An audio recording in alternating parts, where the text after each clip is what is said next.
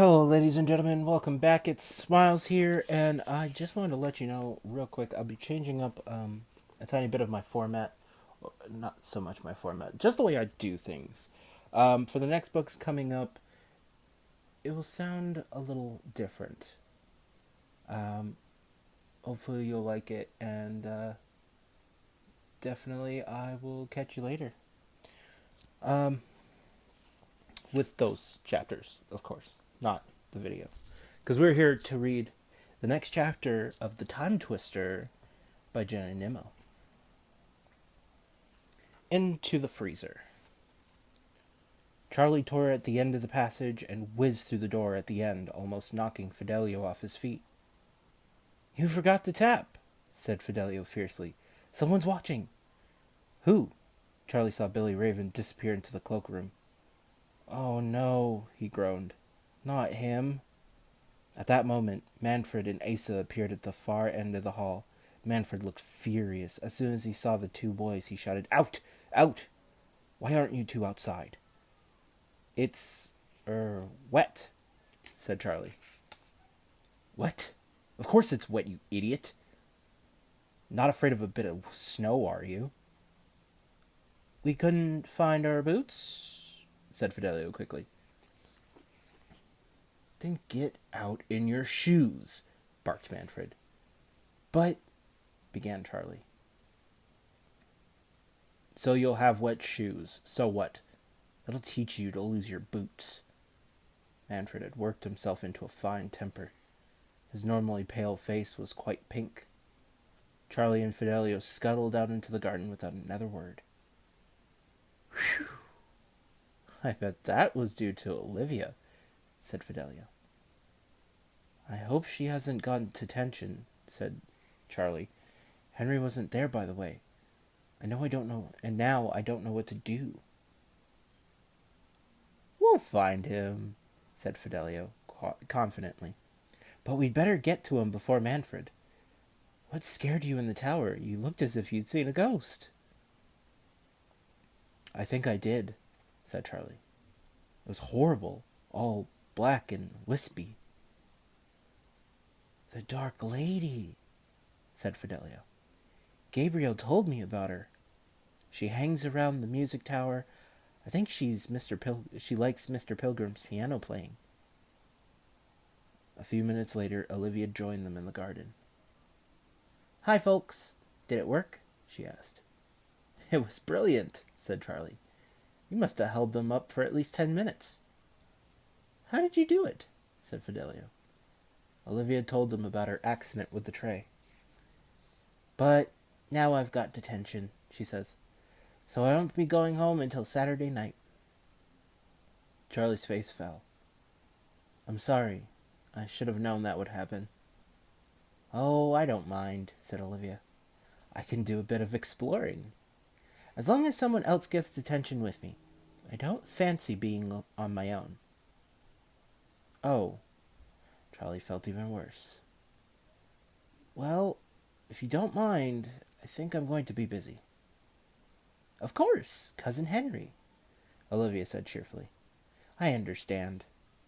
And I know Fido will be doing some musical thing or other. Well, now that you mention it, said Fidelio, it's okay. Don't look so guilty, both of you. I'll try Emma Tully. Olivia bounced off in her pink boots and headed towards Emma, who was walking round with her nose in a book. The two boys spent the rest of the break walking up and down the flagstones outside the garden door. It was several degrees warmer, and the snow was turning into a watery slush. Charlie's left shoe was leaking. Just before the horn went at the end of break, Olivia came up to them, looking very fed up.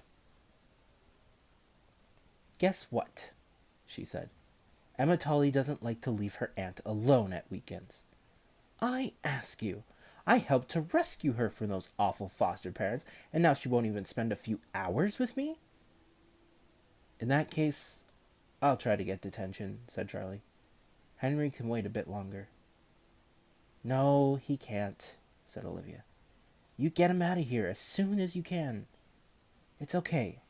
Bindy's going to stay with me. She shook her head. I don't know what's got into Emma. She's so prissy these days. She's never had a proper home before, said Charlie. I suppose she just wants to be in it as much as she can. Olivia sauntered off. As the two boys walked into their history lesson, Fidelio said quietly, Charlie, I think you're going to have to carry out your rescue mission tonight. You won't get another chance today. Charlie agreed, but he had no idea where to start looking for Henry. Try the kitchens, said Fidelio. He must be starving by now. That night, as Charlie lay in bed, he tried to remember all the stairs and passages that eventually led to the kitchens. He knew there were 3 kitchens, one behind each of the 3 canteens. They were connected by swing doors, and so he would be able to creep through all 3 once he had found his way to the first one. Do you think Cook will still be in the kitchen? Charlie whispered to Fidelio. Not after midnight, Fidelio said softly. Shut up, you lot, said Damien, smirk. Shut up yourself. Fidelio threw a damp shoe in his direction. It was a good shot and grazed Damien's cheek. I'll get you, Fidelio Gunn. You wait, screeched Damien. You're on, said Fidelio. See you by the garden door, straight after breakfast. Damien sniveled and pulled the bedcloths over his head. He was terrified of violence, but he often made sillier remarks about getting people, and then pretended he hurt his arm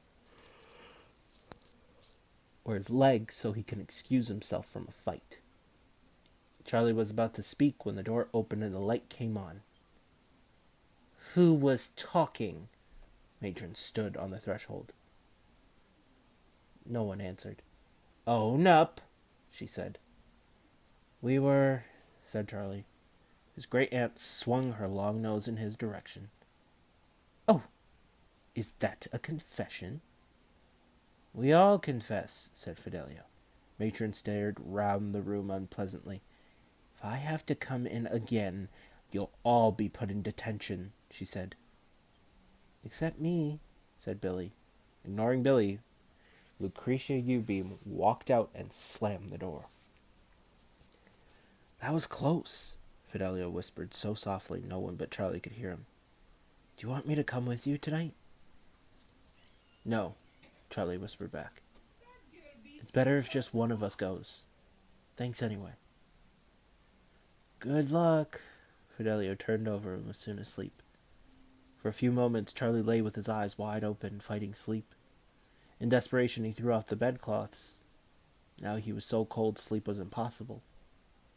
He waited until he heard the cathedral clock strike 12, and then, with a mixture of fear and excitement, quickly pulled on his dressing gown and slippers and crept out of the dormitory. Right, then left, then down the stairs, Charlie murmured to himself. The beam of light from his torch was so feeble he couldn't see much far beyond his feet. By the time he managed to find his way down 2 staircases, he realized he was lost, or certainly in a place he didn't recognize.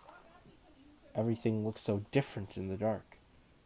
Taking a chance, Charlie continued for several meters until he came to another set of steps. He had descended 2 of them when something bumped into his knees and sent him crashing down the floor. Ow! Oh! Ouch! Charlie muttered under his breath.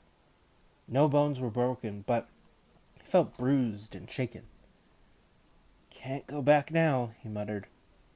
Picking himself up, he turned a corner and found himself on the landing above the hall. The lights here were left burning all night. And with a soft whoop of relief, Charlie ran down the stairs and into the long passage that led to the canteens. Stumbling against chairs and tables, Charlie made his way through the blue canteen and into the kitchen. Here, counters covered in saucepans blocked his way. Machines jutted out at odd angles Mops and buckets were hidden beside cupboards. A heavy pan crashed to the floor as Charlie felt his way along a shelf. He froze for a second, and then became aware of a low light coming from the frosted glass at the top of a door beside him.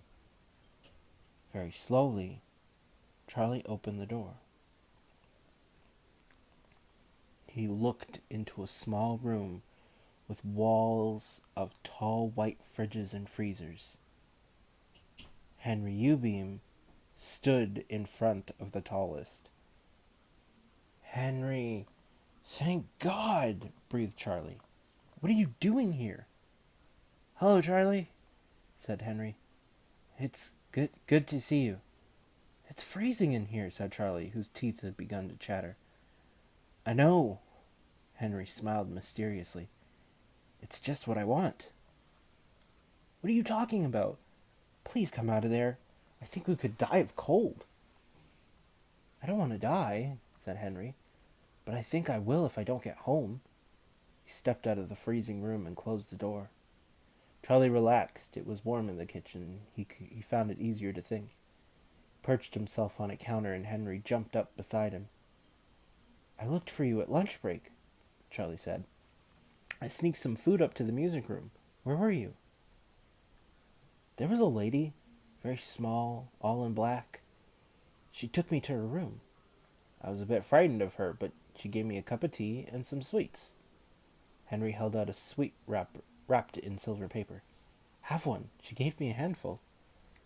Charlie took the sweet. It was chocolate with a strawberry center. One of his favorites. "Yummy," he said. "I bumped into that woman. I thought she was a ghost." Henry shook his head. "Not quite a ghost. She used to play the violin, but now her left hand doesn't work, and that makes her very, very sad. You could say she was in mourning for her fingers."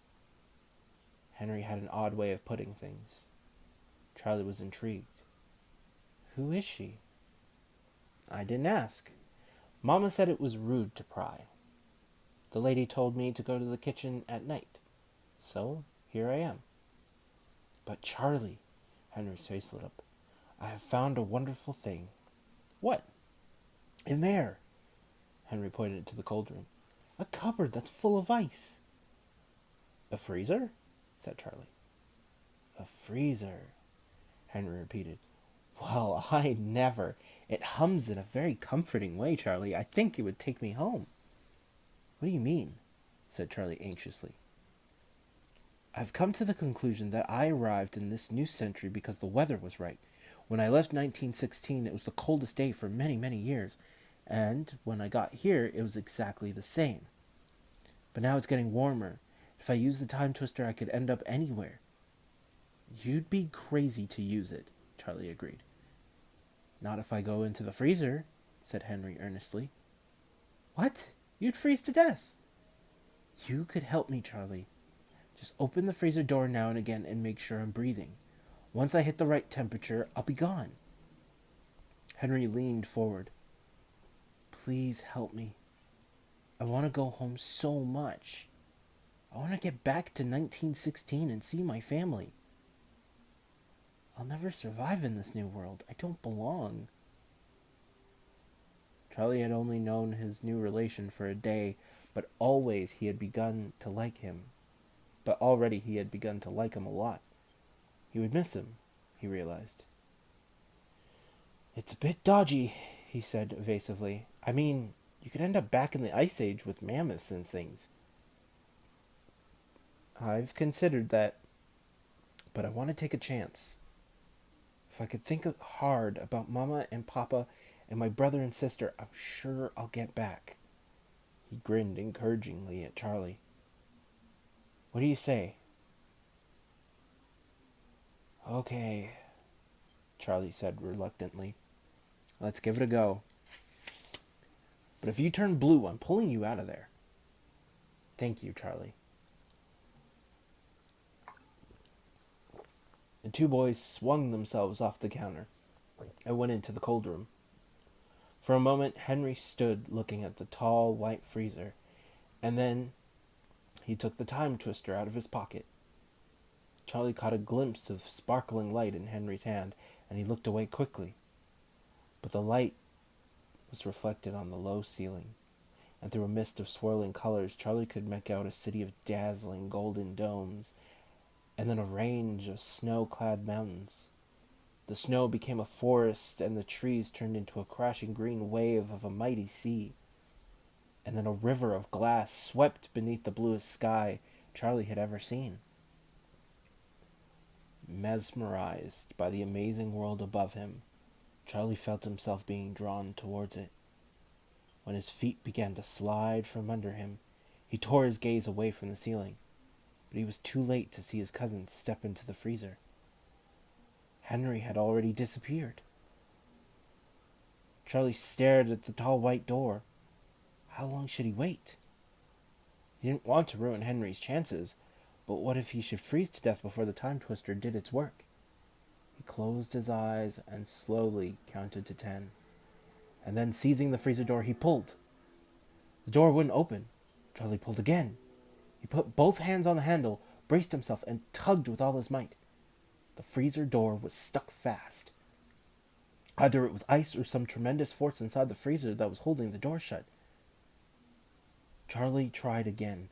He banged on the freezer, twisted, pulled, had a short rest, and then tried again. "Henry! Henry!" he called, pummeling the door. "And what do you think you're doing here, Charlie Bone?" Charlie whirled round to see Cook standing in the doorway. I... Charlie began. "Cook, there's a boy in the freezer, and I don't know if he's dead or gone. You see, he might have... I've got to know..." "Lord save us," cried Cook, almost knocking Charlie off his feet as she charged the freezer. With one mighty heave, she pulled the door open. Henry was crouched at the bottom under a huge frozen carcass. His face was blue, his hair and cape were covered in frost. "Heavens above!" exclaimed Cook as she pulled Henry out of the freezer. He was cold and stiff, but Charlie was relieved to hear him give a small groan as Cook gathered him into her arms. "Follow me, Charlie Bone," she commanded. "You'd better tell me what all of this is about." Cook crashed her way through the door, across the kitchen, and into what started out as a broom cupboard, but ended up being a long, softly lit corridor. Even though she was carrying Henry, Cook walked so fast, Charlie found it hard to keep up with her. At the end of the corridor, several steps led to another small cupboard and opened into one of the coziest places Charlie had ever seen. Bright pictures hung all around the room, from just beneath the very low ceiling almost to the floor. The chairs looked old and soft, and a gleaming ancient dresser had been filled with gold-patterned cups and plates. In a deep alcove, there was a large black stove. A kettle boiled on the top, while bright coals flickered in a window at the bottom. They filled the room with a warm, glowing light. Cook laid Henry in a large armchair beside the stove and began to rub his hands. As she did this, Henry's stiff fingers relaxed, and the time twister dropped to the floor. "What's that?" said Cook. "It's... a time twister," said Charlie. "Huh?" grunted Cook, not at all surprised. "I might have known. It always causes trouble. Put it in the red mug on the dresser, but don't look at it."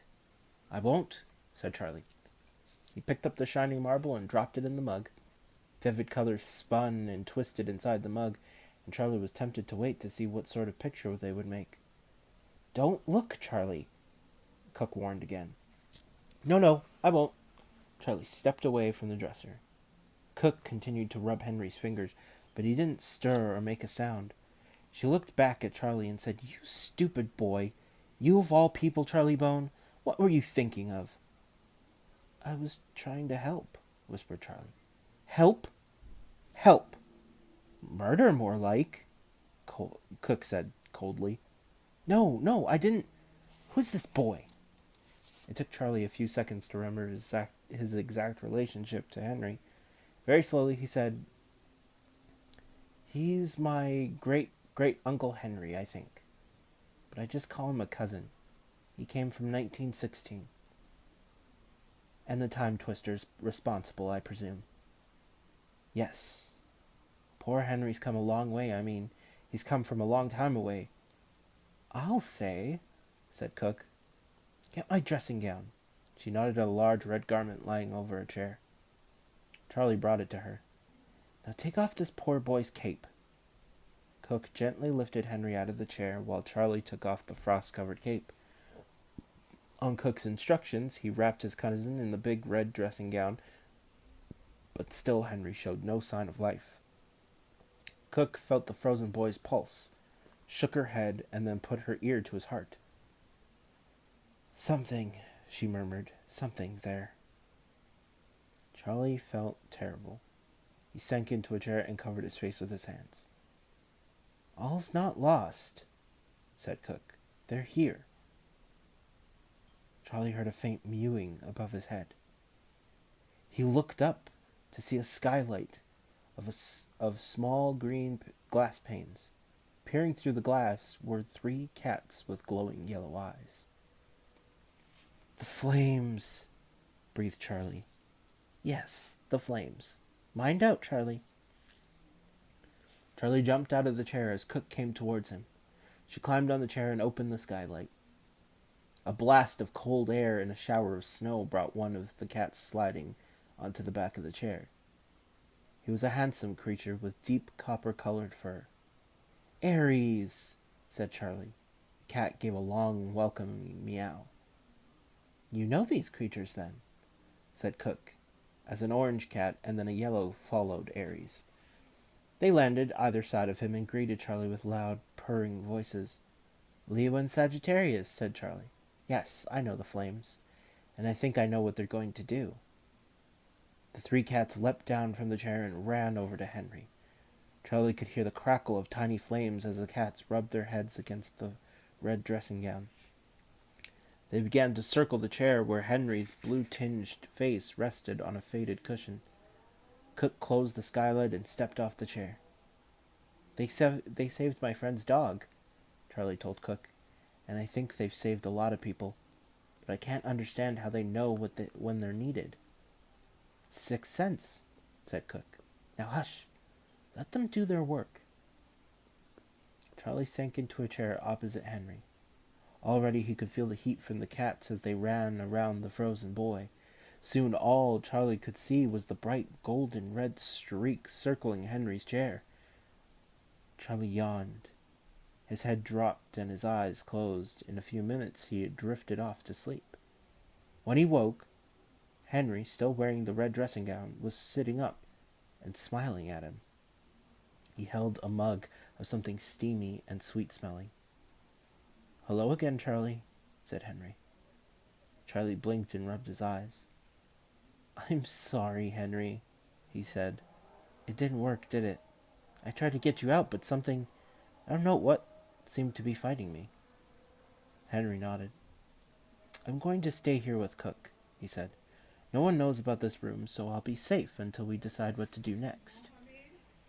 Cook was bustling around the stove. She took a tray of small cakes out of the oven and shook them onto a plate. "Take one of these," she said, offering the cakes to Charlie, "and then I think you'd better creep off back to bed." "Thanks." Charlie took a cake and bit into it. It was delicious. "Very good," he said quietly. "It wasn't your fault, Charlie," said Cook, guessing Charlie's thoughts.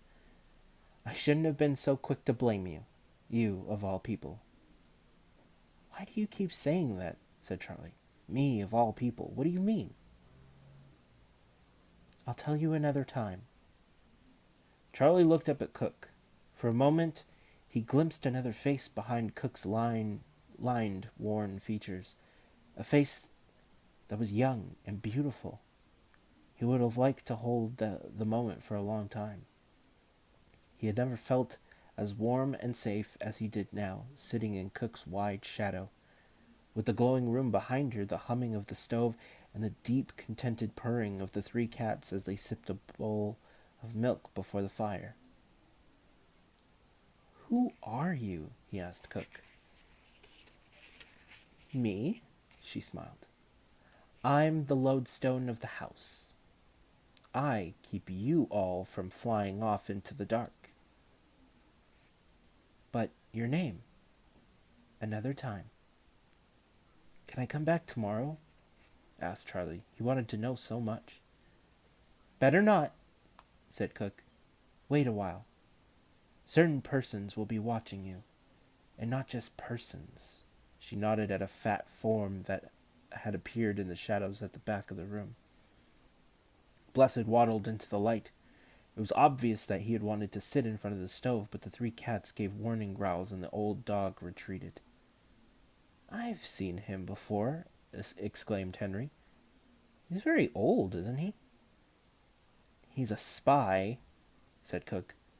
"So if you've seen him, he's already told someone about you. Charlie Bone, you'd better go back now. Someone might have noticed your bed's empty." Charlie swallowed the last of his cake and said goodnight to his cousin. Then he followed Cook through the labyrinth of cupboards and passages that led to the hall. Here, Cook took a small torch from her pocket and gave it to Charlie. "It has a good light," she said. "Off you go now, and don't tell anyone about tonight. And I mean anyone. My best friends already know about Henry." Cook shook her head. "Can't be helped, I suppose, but the fewer people who know about this place, the better. Okay. I promise I won't tell anyone where he is." Cook watched Charlie cross the hall and begin to mount the stairs. She gave him a quick wave and walked speedily back to her room beneath the city. She was pleased to see that Henry Ubeam had fallen into a deep, untroubled sleep. Taking the empty mug out of his warm hand, she replaced it on the dresser.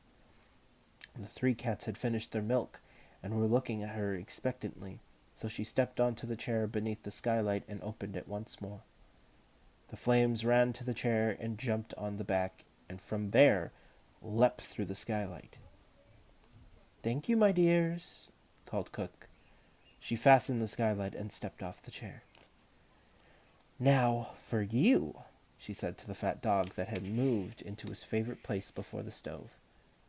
"I know what you are," Cook said to Blessed, "but you've been a good boy up to now, and kept my room secret even from your friend, Billy Raven." Blessed looked at Cook and whined softly. "Now listen. Don't you dare tell that friend of yours about this boy." She pointed to Henry asleep in the big armchair. Blessed stared at Cook with sad brown eyes. Although she didn't speak his language, he knew her well enough to understand exactly what she was saying. "If you give the game away, there'll be no more cook chops. No more bed by the stove or walks in the park. You'll be out on your ear, and for you're of no use to me, you lazy lump of lard. I've only mothered you out of the goodness of my heart." She wagged a finger at him. "Are we clear about this?" Blessed grunted and heaved himself into his basket. He knew when he was well off. And that's the end of this chapter. And until next time, I'll definitely catch you later. Also, please like, subscribe, hit that notification bell, and share. See you later.